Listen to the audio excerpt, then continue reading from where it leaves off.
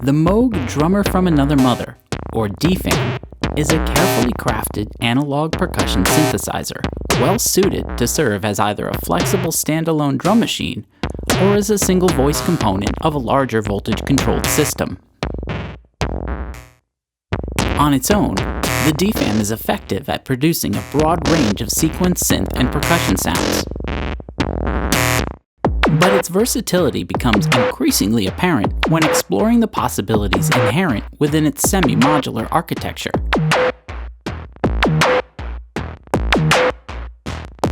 The integrated 24-point patch bay offers a comprehensive selection of control voltage inputs and outputs, greatly expanding the functionality of the DFAM.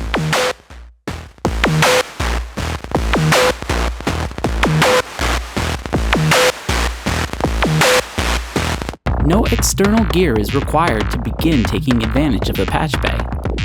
The 15 inputs and 9 outputs can be freely routed to and from the DFAM's own parameters, so users can reinterpret the signal path as they see fit. The patch bay also facilitates extensive interaction with other CV-equipped gear, such as Eurorack format synthesizer modules.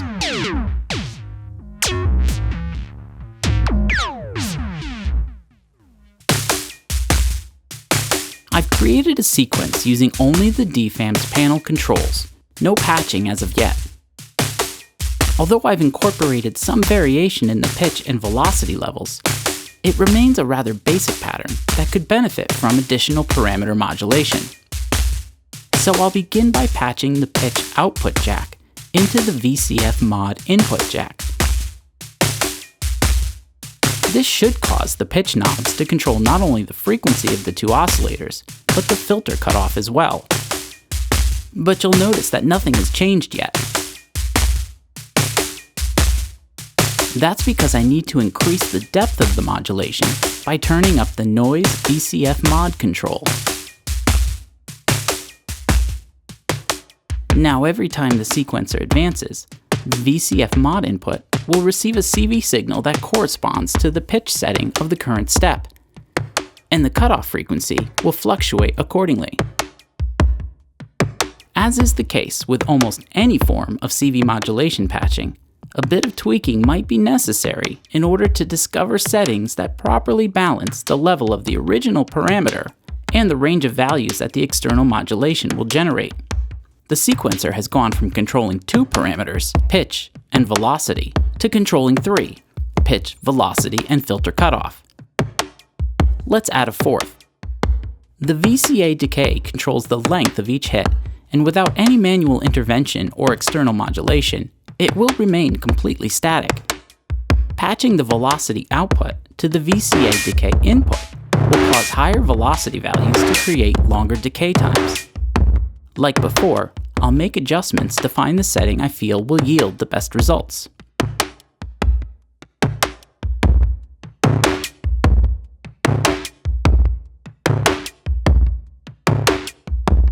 As long as the patch remains in place, any refinements made to the pitch and velocity knobs will continue to influence the cutoff and VCA decay.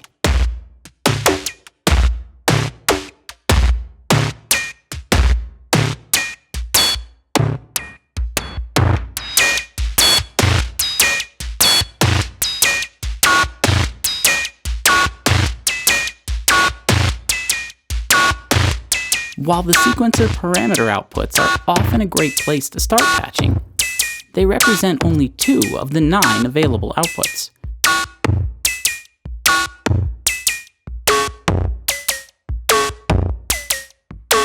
I can extend the frequency modulation capabilities of the DFAM by cross-patching the output of each VCO to the input of the other.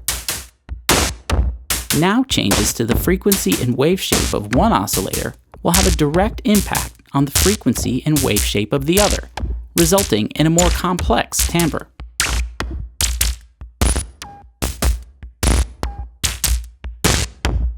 It's important to remember that there is no right or wrong way to patch the DFAM. You'll find some patch routings provide consistent, predictable results. Others may have little or no impact to the final sound. and some patch routings will yield great results, but only after some fine-tuning. In this case, I've patched the pitch output to the tempo input, which will cause variances in the duration of each step. Finding a pattern that has both the timing and tuning I'd like will probably require some experimentation.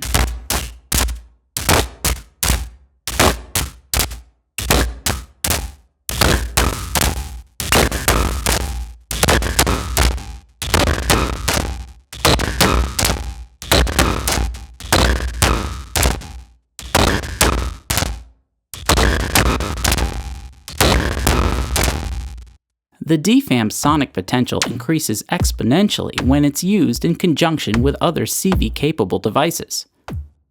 The first thing I'd like to do is sync the DFAM sequencer with an external clock, so I'll patch the clock's output to the advanced clock input. Once a cable is patched here, the DFAM sequencer will cease to advance on its own. Rather, it will wait for a clock or trigger pulse, at which point the pattern will move forward one step.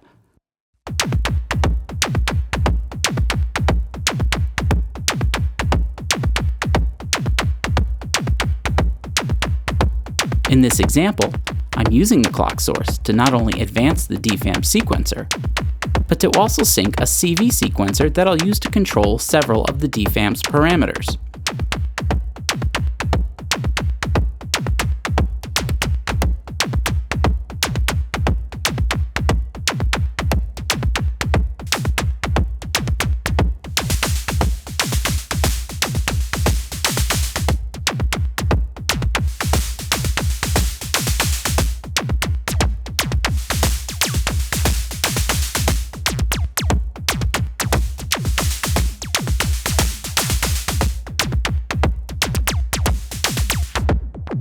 Now the pattern is comprised of multiple layers of synchronized modulations, generating a more dynamic and therefore more interesting rhythm.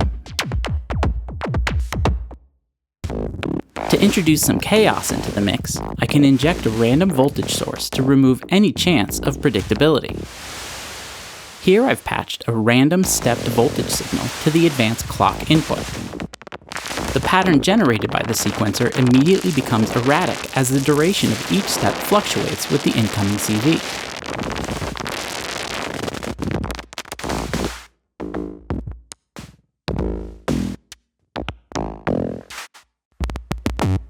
Here I'm using the DFAM sequencer to trigger an external Eurorack drum module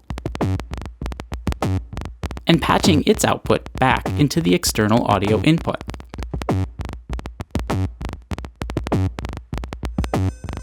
This will disable the noise generator and replace it with the new signal. And now the external audio will be processed and shaped through the DFAM signal path.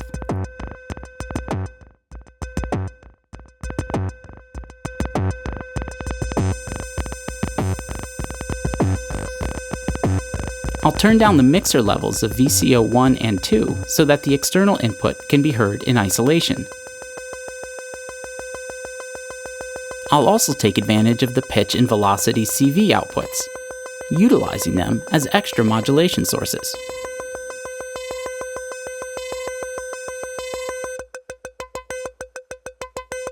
Once I'm satisfied with the sequence, I'll reintroduce the internal oscillators and begin to shape all three layers together.